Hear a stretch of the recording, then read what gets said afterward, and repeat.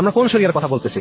এটা হলো ওই শরিয়া যেটা প্রত্যেকটা মানুষের সে মুমিন হোক অথবা সে কাফের হোক, তার যে হক আছে, প্রত্যেকটা মাখলুকের যে হক আছে সেটা নিশ্চয়তা দেয়। আপনারা এই ঘটনা শুনছেন যে আব্বাসী খলিফা মুতাসিম বিল্লাহর সময় একজন নারীকে সীমান্তবর্তী প্রদেশে রোমানরা ধরে নিয়ে গেছে, এবং সেই মহিলা তখন চিৎকার করে বলছে ওয়া মুতাসিমা, যে হে মুতাসিম, এরকম। তখন রোমানরা হাসতেছে যে তুমি কি মুতাসিমকে ডাকতেছো? তুমি কি মনে করছো সে এখন এখানে আসবে? তুমি মনে করতেছো যে মুতাসিমের সাদা কালো ঘোড়া আছে, সেই ঘোড়া করে সে এখন আসবে? এই খবর যখন মুতাসিমের কাছে পৌঁছাইছে, মুতাসিম বলছে লাব্বাইক। মুতাসিম বলছে সৈন্যবাহিনী প্রস্তুত করো, যে সৈন্যবাহিনীর শুরুতে থাকবে 4000 ঘোড়া, সাদা কালো ঘোড়া। কেন সাদা কালো ঘোড়া?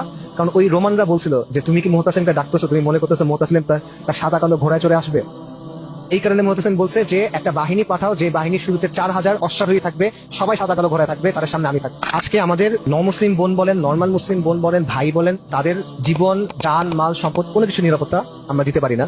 কারণ আমরা আল্লাহ আযজা ওয়া জাল আমাদেরকে যে সম্মানের পথ দিয়েছেন সেটা ফেলে দিয়ে আমরা লাঞ্ছনার পথ, জিল্লতির পথ, অপমানের পথ ফলো করে যাচ্ছি।